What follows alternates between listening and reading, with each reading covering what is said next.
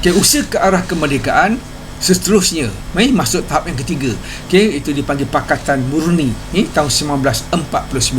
Okay, jadi kita jelaskan. Yang pertama tahun 1946 berlakunya apa yang dipanggil sebagai Kesatuan Melaya ataupun Malaya Union yang ditubuhkan oleh pentadbiran tentera British pada waktu itu. Okay, 1948 Kesatuan Melaya diganti dengan Persatuan Tanah Melayu 1948 dan masuk sekarang tahun 1949. Itu satu usaha yang dipanggil Pakatan Murni. Satu usaha yang dibuat untuk mewujudkan satu pakatan ataupun perpaduan. Antara usaha Pakatan Murni sebelum perikatan, pertama melalui penubuhan jawatankuasa hubungan antara kaum atau Communities Liaison Committee pada Januari 1949. Mulanya dianggotai oleh orang Melayu dan orang Cina. Jadi orang Melayu bernaung di bawah UMNO yang diketuai oleh Dato' Onn bin Jaafar, manakala orang Cina bernaung di bawah Persatuan Cina Melaya yang diterajui oleh Tan Cheng Lock pada waktu itu. Jadi pada Ogos 1949, satu jawatankuasa hubungan antar kaum telah dianggotai oleh 6 orang pemimpin Melayu dan 6 orang pemimpin Cina serta seorang wakil daripada kaum India, Sri Lanka, Serani dan Eropah. Jadi hasil daripada perundingan antara UMNO, CLC ini beberapa perkara telah dipersetujui. Yang pertama, penubuhan Lembaga Pembangunan Industri Desa ataupun Rural Industry Development Authority ataupun RIDA. Sekarang dikenali sebagai MARA. Tujuannya adalah untuk memajukan ekonomi dan pendidikan masyarakat luar bandar, terutamanya kaum Melayu pada waktu itu. Jadi MCA bersetuju untuk membiayai RIDA ini bagi membantu orang Melayu dari segi ekonomi dan juga pendidikan pada waktu itu.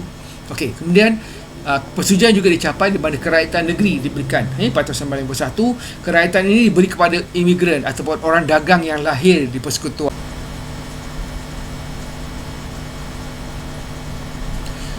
Usaha seterusnya adalah kemunculan parti-parti politik utama, terutamanya selepas Perang Dunia Kedua.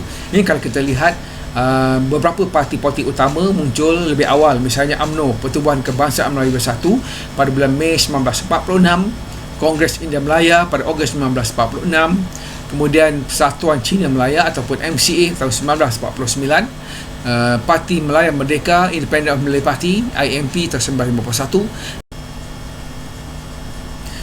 Usaha seterusnya ke arah kemerdekaan adalah penubuhan Suruhanjaya Red pada 21 Mac 1956. Suruhanjaya Red diketuai oleh Lord Red, di mana Suruhanjaya ini mengambil kira pandangan masyarakat Melayu pada waktu itu, di mana sebanyak 131 memorandum telah dihantar dan diterima oleh jawatankuasa ini. Memorandum adalah dokumen, satu dokumen yang banyak lah, ataupun bukan dia memorandum ni daripada perkataan memo. Memo tu ringkas, tapi bila sebut memorandum dia adalah satu dokumen yang banyak yang memberikan pelbagai ulasan, pandangan dan sebagainya berkaitan dengan apa yang perlu dimasukkan di dalam Perlembagaan Persekutuan Tanah Melayu 1957. Antara ahli-ahli dalam Suruhanjaya Red ni adalah Ivo Jennings, iaitu seorang bekas hakim di United Kingdom, William McHale daripada Australia, Hakim bin Malik daripada India, dan Halim Abdul Hamid daripada Pakistan. Jadi pada 15 Ogos 1957, Majlis Perundangan Persekutuan telah meluluskan Perlembagaan Tanah Melayu setelah melalui proses pengkajian dan pindaan. Perlembagaan ini berasaskan kepada raja berperlembagaan dan demokrasi berperlembagaan. Jadi daripada Suruhanjaya Red kita boleh simpulkan beberapa perkara. Pertama, Suruhanjaya Red yang ditubuhkan pada bulan Mac 1956 untuk membincangkan dan menyusun Perlembagaan Persekutuan Tanah Melayu yang merdeka. Ahli-ahli Suruhanjaya Red terdiri pada Lord Red, iaitu hakim British, pengurusi Suruhanjayanya sebagai pengurusi Suruhanjayanya. Kemudian ahli-ahlinya ialah Sir Ivo Jennings daripada England, Sir William McHale daripada Australia, itu bekas Governor General. Yang ketiga adalah Tuan B. Malik, Hakim Mahkamah Tinggi India. Dan yang keempat adalah Tuan kesimpulannya dalam soalan ini kita boleh membuat dua kesimpulan yang penting. Pertama, kemerdekaan yang dicapai pada Ogos 1957 bukanlah satu proses yang mudah untuk dicapai.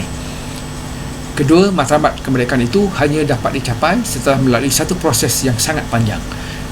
Kita boleh nyatakan apa yang berlaku selepas ini. Jadi selepas Tanah Melayu merdeka, usaha-usaha telah dibuat untuk membentuk apa yang dipanggil sebagai gagasan Malaysia ataupun cadangan pembentukan Malaysia, dan akhirnya menjadi realiti pada bulan pada 16 September 1963, maka wujudlah sebuah negara baru yang dipanggil Malaysia.